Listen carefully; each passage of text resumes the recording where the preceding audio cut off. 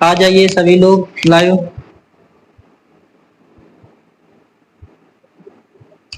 और देखते हैं हम लोग इस क्लास में हम लोग पढ़ेंगे डीएलएड फर्स्ट सेमेस्टर कंप्यूटर की क्लास करेंगे और वही क्वेश्चन करेंगे जो एग्जाम में पूछे गए हैं। इस क्लास में हम रिवीजन करेंगे कंप्यूटर की और वही क्वेश्चंस करेंगे जो कि एग्जाम में पूछे गए हैं। तो सबसे पहला क्वेश्चन है हमारा, कर्सर की मौजूदा स्थिति में बाईं ओर के एक कैरेक्टर को डिलीट करने के लिए प्रयुक्त कुंजी कौन सी कुंजी का प्रयोग करते हैं। जो कर्सर हमारा होता है उसके बाईं ओर जो कैरेक्टर होता है, जैसे कुछ लिखा है, जैसे लिखा है रैम लिखा है और रैम के इसके बाईं ओर जो डिलीट करना है, ए को डिलीट करना है। तो ए को डिलीट करने के लिए कौन सी की का प्रयोग करेंगे, बैक स्पेस प्रयोग करेंगे कि डिलीट करेंगे कि इंसर्ट करेंगे कि कंट्रोल पैनल करेंगे। तो आप लोग कमेंट करिए। यदि हमें ए डिलीट करना है तो हम बैक स्पेस बटन प्रेस करेंगे तो वो हमारा ए लेटर जो हमारा डिलीट हो जाएगा। यदि इसी के दाईं ओर जैसे हमें एम डिलीट करना है तो डिलीट बटन प्रेस करेंगे तो एम डिलीट हो जाएगा और बैक स्पेस करेंगे तो हमारा ए डिलीट हो जाएगा। आगे बढ़ते हैं। अगला क्वेश्चन क्या है हमारा, अगला क्वेश्चन है हमारा पीसी का पूरा नाम बताना है। पहला ऑप्शन है पेपर कोड, दूसरा है पर्सनल कंप्यूटर, तीसरा है फॉर्म कंप्यूटर और चौथा है उपयुक्त सभी। तो आप लोग कमेंट करिए। तो पीसी का फुल फॉर्म होता है पर्सनल कंप्यूटर। क्या होता है? Personal computer. तो इस क्वेश्चन का राइट आंसर हो जाएगा ऑप्शन नंबर दूसरा। आगे बढ़ते हैं। अगला क्वेश्चन क्या है हमारा, अगला क्वेश्चन है एनालॉग और डिजिटल कंप्यूटर का सम्मिलित रूप है। पहला ऑप्शन है एनालॉग कंप्यूटर और दूसरा ऑप्शन है डिजिटल कंप्यूटर, तीसरा ऑप्शन है हाइब्रिड कंप्यूटर और चौथा ऑप्शन है फॉर्म कंप्यूटर। जो एनालॉग और डिजिटल कंप्यूटर का सम्मिलित रूप है वो हाइब्रिड कंप्यूटर होता है। क्या होता है? कौन सा कंप्यूटर होता है? हाइब्रिड कंप्यूटर कहलाता है। आगे बढ़ते हैं। अगला क्वेश्चन क्या है हमारा, कंप्यूटर स्क्रीन के बैकग्राउंड को किस नाम से जाना जाता है। 2022 में क्वेश्चन पूछा गया, वेरी इंपॉर्टेंट क्वेश्चन है।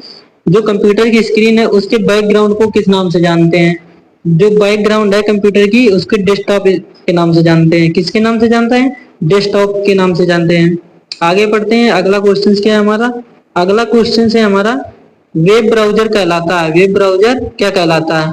पहला ऑप्शन है हेल्प मेनू खोलता है, दूसरा है वेब पेज को खोलता है, तीसरा ऑप्शन है तस्वीर बनाता है और चौथा ऑप्शन है उपयुक्त सभी। जो वेब ब्राउजर होता है वो वेब पेजों को क्या करता है? खोलता है। आगे पढ़ते हैं। अगला क्वेश्चन हमारा क्या है, अगला क्वेश्चन है हमारा सिस्टम पर एंटीवायरस अपडेट करने के लिए क्या आवश्यकता होती है। जो सिस्टम पर एंटीवायरस होता है उसको अपडेट करने के लिए किसकी आवश्यकता पड़ती है हमें। तो इंटरनेट की आवश्यकता पड़ती है या फिर प्रिंटर की आवश्यकता पड़ती है, तीसरा ऑप्शन है जॉयस्टिक की या फिर इनमें से कोई नहीं। जो कोई भी एंटीवायरस है उसको अपडेट करने के लिए हमें इंटरनेट की आवश्यकता पड़ती है। जैसे कि आपके मोबाइल में कोई भी वर्जन, कोई भी एप्लीकेशन या कोई भी ऐप को क्या करना, अपडेट करना है तो उसमें इंटरनेट की आवश्यकता पड़ती है। इसी प्रकार कंप्यूटर में कोई भी एंटीवायरस को अपडेट करना होता है तो क्या करना पड़ता है? इंटरनेट की आवश्यकता पड़ती है। आगे बढ़ते हैं। अगला क्वेश्चन क्या हमारा, अगला क्वेश्चन है माइक्रोसॉफ्ट ऑफिस की मुख्य विशेषता क्या। 2018 में क्वेश्चन पूछा गया। तो जो माइक्रोसॉफ्ट ऑफिस होता है इसमें विस्तारता का गुण होता है, या फिर दूसरा ऑप्शन है यह अत्यंत सरल प्रोग्राम है, तीसरा ऑप्शन है यह केवल सरकारी विभागों में प्रयोग होता है और चौथा ऑप्शन है उपयुक्त सभी। तो यहाँ से देखिए आप लोग ऑप्शन काटिए। जैसे ये लिखा है ये केवल सरकारी विभागों में काम प्रयोग होता है, तो ये केवल सरकारी विभागों में काम नहीं किया जाता, इसका इसका प्रयोग नहीं किया जाता। तो ये ऑप्शन गलत हो गया। तो ये चौथा ऑप्शन अपने आप गलत हो गया। ये अत्यंत सरल प्रोग्राम नहीं है। ये सरल प्रोग्राम, जब आपको कोई भी चीज आती नहीं होगी तो वो कठिन आपको लगेगी, तो ये सरल प्रोग्राम नहीं है। तो इस क्वेश्चन का राइट आंसर क्या हो जाएगा? पहला ऑप्शन हो जाएगा, इसमें विस्तारता का गुण होता है। आगे पढ़ते हैं। अगला क्वेश्चन क्या हमारा, अगला क्वेश्चन है वर्ग शीट के अंतर्गत सूचनाएं किस रूप में पाई जाती हैं। पंक्तियों के रूप में या फिर सीधी लाइनों के रूप में, तीसरा तिर्यक रेखाओं के रूप में, चौथा अ व ब दोनों के रूप में। जो वर्ग शीट हमारी होती है इस तरीके से हमारा एक्सेल शीट होती है। इस तरीके से हमारी एक्सेल शीट होती है। तो इसमें डाटा सूचनाएं जो होती है किस रूप में पाई जाती है, ये तो पंक्ति के रूप में होगी या फिर रो के रूप में होगी इस तरीके से। तो पहला और दूसरा ये दोनों सही है। तो इस क्वेश्चन का राइट आंसर क्या हो जाएगा? ऑप्शन नंबर चौथा हो जाएगा, आ व बा दोनों हो जाएंगे। आगे बढ़ते हैं। अगला क्वेश्चन क्या है हमारा, अगला क्वेश्चन है लाइनेक्स ऑपरेटिंग सिस्टम है। तो पहला ऑप्शन है डोमेन, दूसरा सिस्टम यूटिलिटी, तीसरा है मल्टीटास्किंग और चौथा है मल्टी यूजर और मल्टीटास्किंग। जो लाइनेक्स लाइनेक्स ऑपरेटिंग सिस्टम होता है वो मल्टी यूजर और मल्टीटास्किंग दोनों होते हैं। तो इस क्वेश्चन का राइट आंसर हो जाएगा ऑप्शन नंबर चौथा। आगे बढ़ते हैं। आप लोग क्लास के साथ साथ कमेंट जरूर करते रहिए। अगला क्वेश्चन है हमारा कंप्यूटर की दूसरी पीढ़ी में उपयोग किया गया इलेक्ट्रॉनिक घटक कौन सा है। कम से कम कंप्यूटर की इलेक्ट्रॉनिक घटक से कम 2 से 3 नंबर क्वेश्चन बनेंगे। पीढ़ी से कम 2 से 3 नंबर क्वेश्चन जरूर आपके एग्जाम में आएंगे। तो यदि आप लोगों ने पिछली क्लास नहीं देखा तो उसको देख लीजिए, क्योंकि पीढ़ियों से कम 3-4 क्वेश्चन बनेंगे तो आपके 3-4 क्वेश्चन बहुत होते हैं। एक क्लास में आपको 3 से 4 क्वेश्चन कंप्लीट हो जाएंगे। जो पीढ़ी वाली क्लास बनाई है उसमें उसको देखिए और उसको कंप्लीट करिए। तो कंप्यूटर में इसमें दूसरी पीढ़ी का उपयोग इलेक्ट्रॉनिक घटक पूछा गया है। तो पहला ऑप्शन है वैक्यूम ट्यूब, दूसरा है आईसी चिप, तीसरा है ट्रांजिस्टर और चौथा डायोड। कभी कभी क्वेश्चन पूछ लिया जाता है कि प्रथम पीढ़ी का समय काल क्या होता है, द्वितीय पीढ़ी का समय काल क्या होता है। तो प्रथम पीढ़ी का समय काल होता है 1942 से 1955। कितना होता है? 1942 से 1955 होता है। तो कंप्यूटर की दूसरी पीढ़ी का इलेक्ट्रॉनिक घटक क्या हो जाएगा? ट्रांजिस्टर हो जाएगा। क्या होगा? वैक्यूम ट्यूब के बारे में पूछा जाएगा तो वैक्यूम ट्यूब ये पहली पीढ़ी का कंप्यूटर का घटक है। क्या है? पहली वैक्यूम ट्यूब हमारी प्रथम पीढ़ी का इलेक्ट्रॉनिक घटक है और ट्रांजिस्टर हमारा द्वितीय पीढ़ी का घटक है। इसका समय काल यदि पूछा जाए तो 1942 से 1955 तक चला गया। और ट्रांजिस्टर जो इस द्वितीय पीढ़ी का इलेक्ट्रॉनिक घटक है ये 1955 से 1955 से 1964 तक चला।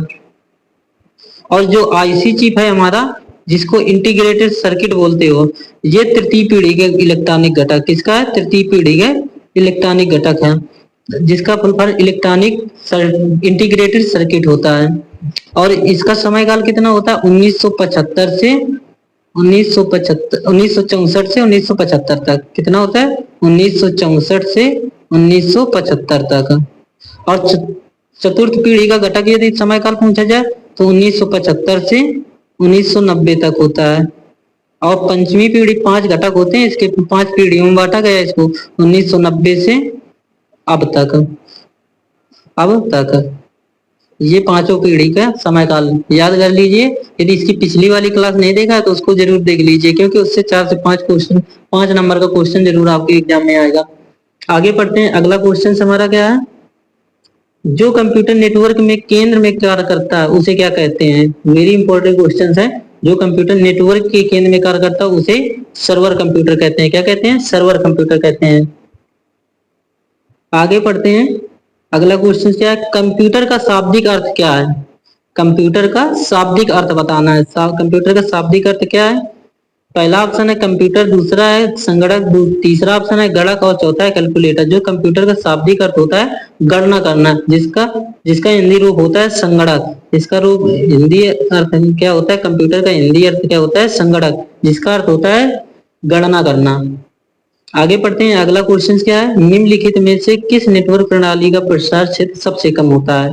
पहला ऑप्शन है लैन, दूसरा है इंटरनेट, तीसरा है मैन, चौथा है ऑप्शन वैन। जो नेटवर्क हमारा होता है सबसे स्लो, सबसे कम क्षेत्र में फैला होता है वो लैन होता है। क्या होता है? लैन, जिसको लोकल एरिया नेटवर्क बोलते हो। क्या बोलते हैं? Local area. इसका फुल फॉर्म होता है लोकल एरिया नेटवर्क। और मैन का होता है मेट्रोपोलियन एरिया नेटवर्क। और वैन सबसे बड़ा होता है, इसका वाइड एरिया नेटवर्क होता है। सबसे बड़ा क्षेत्र में फैला हुआ वैन होता है, जिसका वाइड एरिया नेटवर्क बोलते हैं। आगे पढ़ते हैं। अगला क्वेश्चन क्या है हमारा? अगला क्वेश्चन है ऑपरेटिंग सिस्टम जिसमें जीयूआई तथा सीयूआई दोनों गुण विद्यमान रहते हैं उसे क्या कहते हैं? कभी कभी क्वेश्चन पूछ लिया जाता है जीयूआई और सीयूआई का फुल फॉर्म बताइए। तो जीयूआई का फुल फॉर्म होता है ग्राफिकल, क्या होता है? Graphical user interface. क्या होता है?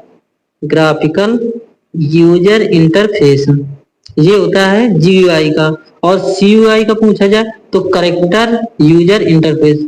क्या होता है? करेक्टर यूजर इंटरफेस, इंटरफेस ये होता है जीयूआई और सीयूआई। इसका फुल फॉर्म याद रखेंगे कि जीयूआई और सीयूआई का फुल फॉर्म क्या होता है। अब इसमें पूछा गया है कि जो ऑपरेटिंग सिस्टम है हमारा, जीयूआई और सीयूआई दोनों विद्यमान में रहता है, किसमें विद्यमान रहता है, विंडोज में रहता है या फिर एमएस डॉस में रहता है। तीसरा ऑप्शन है लाइनेक्स और चौथा ऑप्शन है सन। जो जीयूआई और सीयूआई होता है वो ऑपरेटिंग सिस्टम विंडोज में होता है, किसमें होता है, विंडोज में। तो इसका राइट आंसर हो जाएगा ऑप्शन नंबर पहला। आगे पढ़ते हैं, अगला क्वेश्चन क्या है, मोस्ट इंपोर्टेंट क्वेश्चन है। वीडियो कॉन्फ्रेंसिंग मूलतः किस क्षेत्र से संबंधित है। पहला ऑप्शन है मनोरंजन, दूसरा है संचार, तीसरा है सैन्य और चौथा है मौसमी विज्ञान। जो वीडियो कॉन्फ्रेंसिंग मूलतः क्षेत्र है वो संचार से संबंधित है। किससे संबंधित है, संचार से संबंधित है। आगे पढ़ते हैं, अगला क्वेश्चन क्या है, ऑपरेटिंग सिस्टम का भाग नहीं है। इसमें पूछा गया है कि ऑपरेटिंग सिस्टम का भाग कौन सा नहीं है, लिंकर है, बूटिंग है, या बायोस है, या सुपरवाइजर है। जो ऑपरेटिंग सिस्टम का भाग है वो लिंकर भी है, बूटिंग लोडर भी है और बायोस भी है। बायोस का फुल फॉर्म कभी कभी क्वेश्चन पूछ लिया जाता है। तो इस क्वेश्चन का राइट आंसर क्या हो जाएगा, सुपरवाइजर। बायोस का फुल फॉर्म क्या होता है, basic basic input input output output system output system output system याद रखेंगे, बेसिक इनपुट आउटपुट सिस्टम, ये बायोस का फुल फॉर्म होता है। तो इस क्वेश्चन का राइट आंसर क्या हो जाएगा, ऑप्शन नंबर चौथा, सुपरवाइजर ऑपरेटिंग सिस्टम का भाग नहीं है। आगे बढ़ते हैं, अगला क्वेश्चन है हमारा, कंप्यूटर के कुंजी पटल पर फंक्शन कुंजियों की संख्या कितनी होती है। जो कंप्यूटर की कुंजी होती है, कीबोर्ड जिसको बोलते हो, उसमें फंक्शन की पूछा गया है। क्या पूछा गया है, function function keys function keys की संख्या पूछी गई। जो कीबोर्ड होता है उसमें फंक्शन की कितनी होती है, 12 होती हैं। और टोटल बटनें कितनी होती हैं, टोटल कीज कितनी होती हैं, 104 कीज होती है। याद रखेंगे, जो कंप्यूटर की कुंजी पटल होती है उसमें टोटल कीज होती है 104 और फंक्शन कीज यदि पूछा जाए तो 12 होती है। तो इस क्वेश्चन का राइट आंसर क्या हो जाएगा, ऑप्शन नंबर चौथा हो जाएगा, 12। आगे पढ़ते हैं, अगला क्वेश्चन क्या है हमारा, कंप्यूटर का मुख्य कार्य आंकड़ों को परिवर्तित करना क्या कहलाता है। 2018 में क्वेश्चन पूछा गया। सूचना में, यूनिक्स में, तीसरा ऑप्शन है लाइनेक्स में और चौथा ऑप्शन है इनमें से कोई नहीं। जो कंप्यूटर का मुख्य कार्य होता है आंकड़ों को परिवर्तित करना, सूचना में कहलाता है। क्या होता है, सूचना में परिवर्तित करना होता है। आगे पढ़ते हैं, अभी इसी से ये ऑप्शनल है, अभी इससे रिलेटेड कॉन्सेप्ट वाले क्वेश्चन भी करेंगे। आगे पढ़ते हैं, अगला क्वेश्चन क्या है, ऑपरेटिंग सिस्टम का मुख्य उद्देश्य क्या है। तो पहला ऑप्शन है संग्रहित करना, दूसरा है कंप्यूटर कार्य को सरल बनाना, तीसरा अनुभाषक और चौथा है निर्वाचक। जो ऑपरेटिंग सिस्टम है उसका मुख्य उद्देश्य होता है कंप्यूटर को सरल बनाना। आगे पढ़ते हैं, अगला क्वेश्चन क्या है हमारा, अगला क्वेश्चन है हमारा, वैलेटाइल मेमोरी होती है, वैलेटाइल मेमोरी कौन सी होती है। पहला ऑप्शन है प्रोम, दूसरा है रोम, तीसरा है इप्रोम और चौथा है रैम। जो वैलेटाइल मेमोरी होती है वो रैम होती है। क्या होती है, रैम, RAM, जिसका फुल फॉर्म होता है रैंडम एक्सेस मेमोरी। क्या होता है, random access memory, random access memory, ये रैम का फुल फॉर्म होता है। और रोम का फुल फॉर्म कभी कभी क्वेश्चन पूछ लिया जाता है, रोम का फुल फॉर्म, तो रोम का फुल फॉर्म होता है रीड ओनली मेमोरी, जो कि ये केवल रीड की जा सकती है, इसको परिवर्तित नहीं किया जा सकती।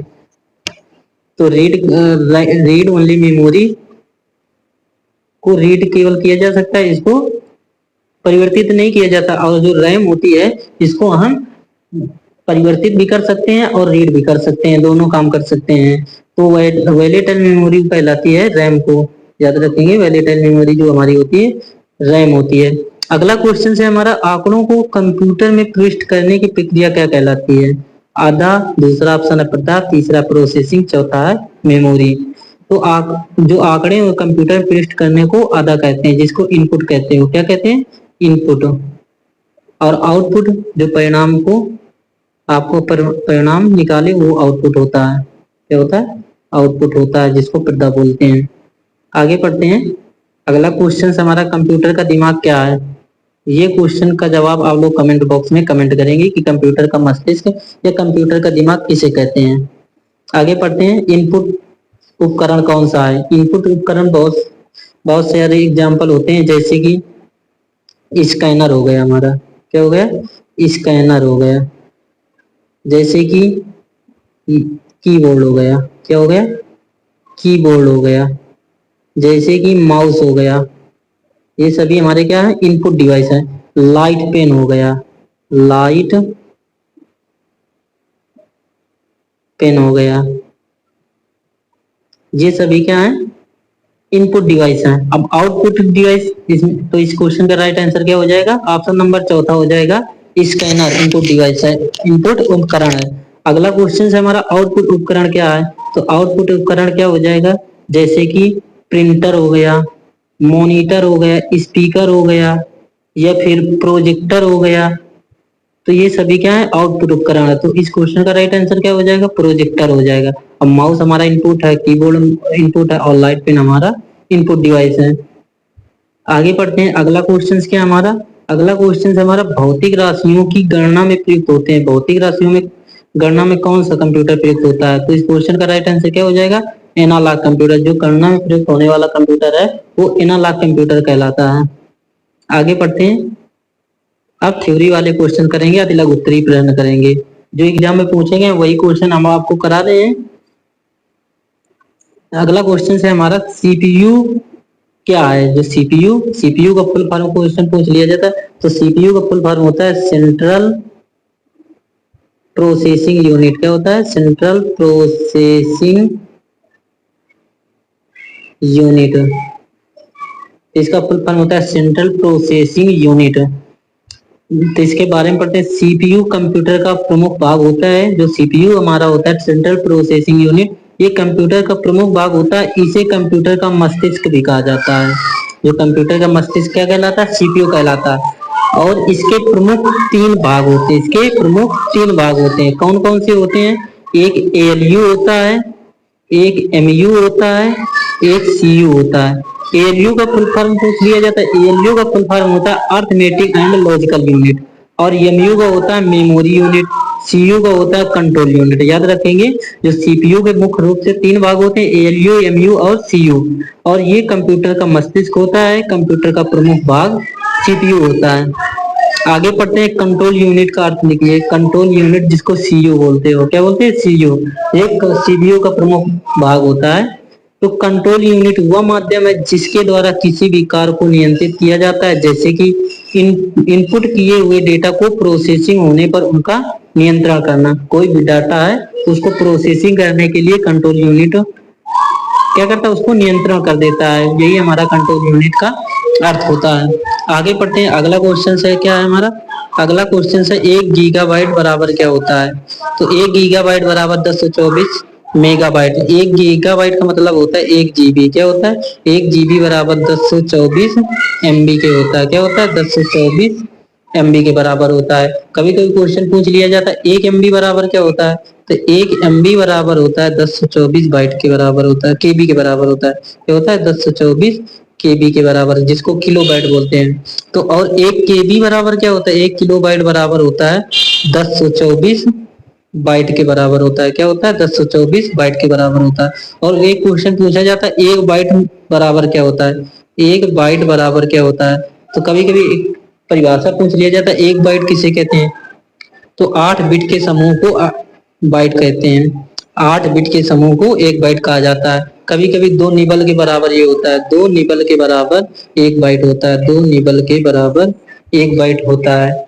और 8 बिट के समूह को बाइट कहा जाता है। ये क्वेश्चन पूछे गए हैं एग्जाम में, तो इसको भी आप लोग कॉपी में नोट कर लीजिए। आगे बढ़ते हैं, अगला क्वेश्चन क्या है हमारा? मल्टीमीडिया क्या है? मल्टीमीडिया की परिभाषा लिखना है। तो मल्टीमीडिया किसी बात अथवा सूचना को शब्द, ध्वनि, ग्राफिक्स या फिर एनिमेशन के माध्यम से एक संपादित करना मल्टीमीडिया कहलाता है। एक साथ संपादित करना मल्टीमीडिया कहलाता है। कोई भी बात हो गई, सूचना हो गई, ध्वनि हो गए, ग्राफिक्स हो गए, या फिर एनिमेशन के माध्यम से एक साथ इनको क्या करना? संपादित करना, वही हमारा मल्टीमीडिया कहलाता है। मल्टीमीडिया के कुछ तत्व होते हैं, कौन कौन से हैं? मल्टीमीडिया के अवयव जैसे शब्द हो गए, चित्र हो गए, चलचित्र हो गए, एनिमेशन, ये सभी मल्टीमीडिया के क्या है? अवयव हैं। 2018 और 2022 में क्वेश्चन पूछा गया, महत्वपूर्ण प्रश्न है हमारा, मल्टीमीडिया क्या है। आगे पढ़ते हैं, अगला क्वेश्चन क्या है हमारा। अगला क्वेश्चन है हमारा, माइक्रोसॉफ्ट एक्सेल को समझाइए, इसको चालू करने की चरण लिखिए। माइक्रोसॉफ्ट एक्सेल को समझाइए, तो माइक्रोसॉफ्ट एक्सेल क्या होता है, 2019 में क्वेश्चन पूछा गया। तो माइक्रोसॉफ्ट एक्सेल माइक्रोसॉफ्ट ऑफिस विश्व भर में होने वाला एक विस्तारित स्प्रेडशीट प्रोग्राम है। जो माइक्रोसॉफ्ट एक्सेल होता है, जिसको एमएस एक्सेल बोलते हो, ये विश्व भर में प्रयोग होने वाला क्या है, एक प्रकार का स्प्रेड प्रोग्राम है।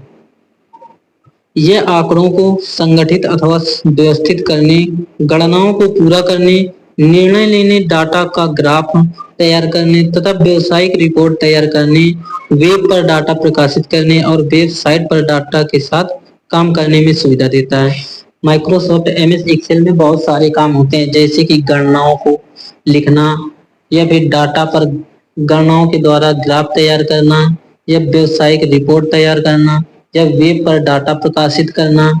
इस प्रकार के अनेक कार्य इसमें किए जाते हैं। या डाटा एंट्री का कोई काम हो, वो एक्सेल में ही किया जाता है। और एक एक्सेल शीट बहुत बड़ी होती है, जो एक शीट होती है बहुत बड़ी होती है। हम आपको बताना चाहेंगे, जो एक एक्सेल शीट हमारी होती है, वो उसमें रो और कॉलम से मिलकर, जो सेल होता है हमारा, रो और कॉलम मिलकर बना होता है। जो रो की संख्या होती है 10,48,576 होती है। कितनी होती है रो की संख्या, 10,48,576 रो होते हैं। कॉलम हमारे कितने होते हैं, 16,384 कॉलम होते हैं। और जो कॉलम हमारा होता है, एक दो से नहीं लिखा होता, ये कॉलम हमारा ए से स्टार्ट होता है और एक्स एफ डी से अंत होता है, जिसको 16,384 बोलते हैं। एक्स एफ डी का मतलब होता है 16,384। कभी कभी क्वेश्चन पूछा जाता है कि एक्स एफ डी का एग्जाम्पल है, 16,384 होगा, 16,585 भी होगा। इस तरीके से चार ऑप्शन होंगे, और जो 16,384 होगा वो एक्स एफ डी का रूप है। तो रो हमारा एक से स्टार्ट होता है, 10,48,576 तक चलता है। और कॉलम जो हमारा होता है ए से स्टार्ट होता है, एक्स एफ डी से अंत होता है। ये भी याद रखेंगे। इसमें एक सीट में इतनी तो हमारी एक सीट में होती है, और एक एक प्रोग्राम में, एक स्प्रेडशीट में हमारे 255 सीटें आ जाती हैं। 255 सीटें हम एक वर्कबुक में हम ला सकते हैं। एक वर्कबुक में हम 255 सीटें ला सकते हैं। और एक सीट में हमारे रो की संख्या 10,48,576 होते हैं, और कॉलम 16,384 कॉलम होते हैं, जो कि ए से स्टार्ट होता है और एक्स एफ डी से अंत होता है। अब एक्सेल को चालू करने के चरण देखते हैं कि एक्सेल को हम किस तरीके से चालू कर सकते हैं। तो एक्सेल को चालू करने के लिए सबसे पहले हमें क्या करना होता है, स्टार्ट बटन पर क्लिक करना होता है। जो हमारा कंप्यूटर इस तरीके से बना होता है, स्टार्ट मेनू इस जगह बना होता है, इस तरीके से हमारा स्टार्ट बटन बना होता है। उसमें क्लिक करेंगे और ऑल प्रोग्राम का ऑप्शन मिलेगा, उसमें क्लिक कर देंगे। ऑल प्रोग्राम के बाद हमें माइक्रोसॉफ्ट ऑफिस मिलेगा, जिसको एमएस ऑफिस लिखा रहता है। क्या लिखा रहता है, एमएस ऑफिस लिखा रहता है। एमएस ऑफिस में क्लिक करेंगे तो माइक्रोसॉफ्ट एक्सेल मिल जाएगा। क्या मिल जाएगा, माइक्रोसॉफ्ट एक्सेल पर क्लिक करेंगे तो ये एक्सेल हमारे ओपन हो जाएगी, बुक हमारी, वर्क बुक हमारी ओपन हो जाएगी। इस तरीके से हम अपने एक्सेल को ओपन कर सकते हैं। आगे पढ़ते हैं। अगला क्वेश्चन हमारा क्या है, अगला क्वेश्चन है हमारा, कंप्यूटर की पीढ़ियों का वर्णन करना है। कंप्यूटर की पीढ़ियों का वर्णन कीजिए। तो कंप्यूटर की प्रमुख 5 पीढ़ी हमने पीछे बता चुके हैं कि कंप्यूटर के प्रमुख मुख्य रूप से 5 पीढ़ी होती है। कितनी पीढ़ी होती है, 5 पीढ़ी होती है। प्रथम पीढ़ी क्या होती है, प्रथम पीढ़ी का समय काल कितना होता है, तो 1942 से 1955 हमने पीछे अभी बताया है। और इसका एग्जाम्पल यदि पूछा जाए तो वैक्यूम ट्यूब होता है। क्या होता है, वैक्यूम ट्यूब होता है। वैक्यूम ट्यूब का यदि उदाहरण पूछा जाए किसका है, तो प्रथम पीढ़ी का उदाहरण है। द्वितीय पीढ़ी का समय काल पूछा जाता है 1955 से 1964। तृतीय पीढ़ी का 1964 से 1975, जो कि आईसी चिप इंटीग्रेटेड सर्किट का प्रयोग करते हैं तृतीय पीढ़ी के कंप्यूटर में। और चौथा पीढ़ी क्या है, 1975 से 1990 तक, जो कि इसमें आईबीएम का प्रयोग करते हैं, ये हम कंप्यूटर का प्रयोग करते हैं। और पंचम पीढ़ी 1990 से वर्तमान तक, इसमें लैपटॉप, नोटपैड ये सभी आ जाते हैं। प्रथम पंचम पीढ़ी कंप्यूटर जो कि 1990 से स्टार्ट होकर अब तक अब भी चल रहा है। तो इनके पांचों पांचों के समय काल और इनके एग्जाम्पल जरूर याद कर लेंगे। द्वितीय पीढ़ी का ट्रांजिस्टर हमने पहले बता चुके हैं, ट्रांजिस्टर जो द्वितीय पीढ़ी का उदाहरण है। प्रथम पीढ़ी वैक्यूम ट्यूब हो गया और तृतीय पीढ़ी आईसी चिप हो गया, इंटीग्रेटेड सर्किट जिसको बोलते हैं। तो आप लोग कमेंट करेंगे, क्लास यहीं तक रखते हैं। आप लोग कमेंट करिए क्लास कैसी लगी। क्लास अच्छी लगी हो तो क्लास को लाइक करें, शेयर करें। मिलते हैं next time. Bye bye, take care.